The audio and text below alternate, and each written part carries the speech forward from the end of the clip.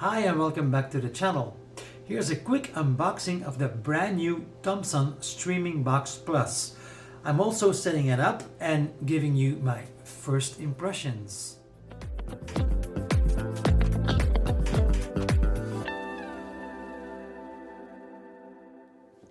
So this is the Streaming Box Plus 270 from Thomson. It's a reasonably new model. Let's see what is in the box. The mandatory booklets and quick start guides.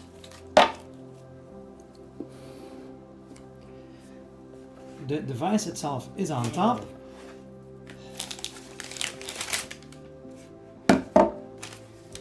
Okay, here's the box itself with the Thomson logo with a nice protection strip on it. The front has a Find My Remote button. The side has a switch which you can manually switch off the microphone, and the back has the power connector, a USB 3.0, an HDMI and an Ethernet, and a reset button. This side has absolutely nothing, and here you have some nice rubber strips which will prevent the device from slipping. Okay, what's more, we have a HDMI cable, which is always nice. We have the European power brick, which is nice for me because I live in Belgium. It's not too bulky, so that's also nice. Which feels not as cheap as I would think. It's actually pretty nice in the hand, and the buttons feel pretty clicky. It will, however, not be a backlit remote.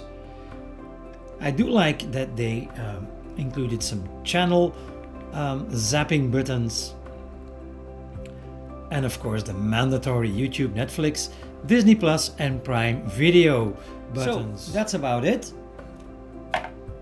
I'm going to set this up and see how smooth that will go. So this is the first screen you're going to see if you power up the streaming box from Thomson, and it will ask you to pair the remote. So let's try and do that. And I think we have a success here. Let's go and choose our country, which is, well, Belgium, but I'm going to set it up in English anyway. Here we go. And then we're going to set it up with the Google Home app, which should be a breeze, but you never know. We are in. If you're a bit further in the setup, it asks you to select your favorite streaming services, and it asks you to set up the remote. I'm gonna search for the brand, that's Marantz. You'll hear music next. Let's, yes. And that works, huh? My TV is a Panasonic.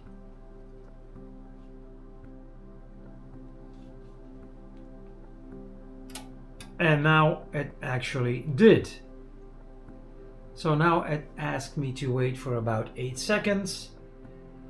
And my TV turns on, no problem. My receiver also switches on, and hopefully we're going to get the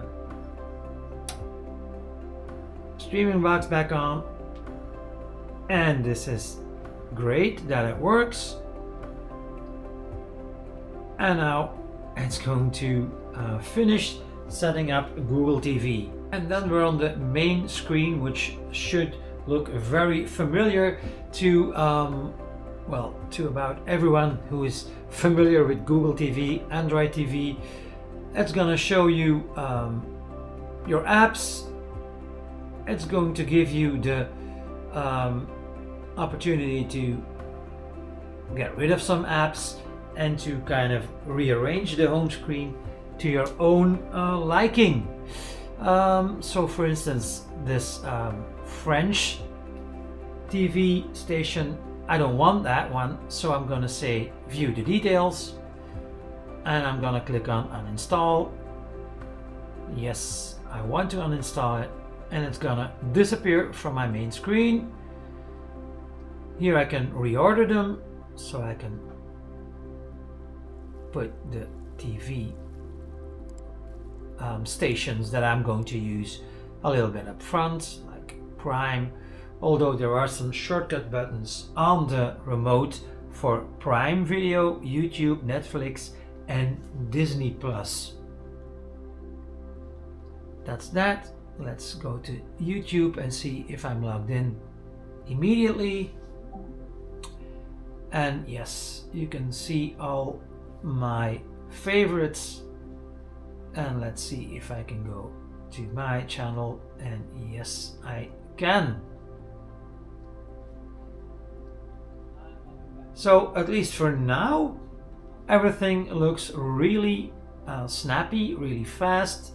Scrolling goes smooth, I might say. So that's it for now. This was a short unboxing and setup of the Thomson Google TV Streaming Box Plus. So I think it's safe to say that I really like the new streaming box from Thomson, although it's the first device of this brand that I ever tested out. It's a really good looking box. It's built really sturdy, and it has some features that, for instance, the Google streaming box doesn't even have. So I'm really recommending this streaming box. As usual, thanks for watching. Until the next time.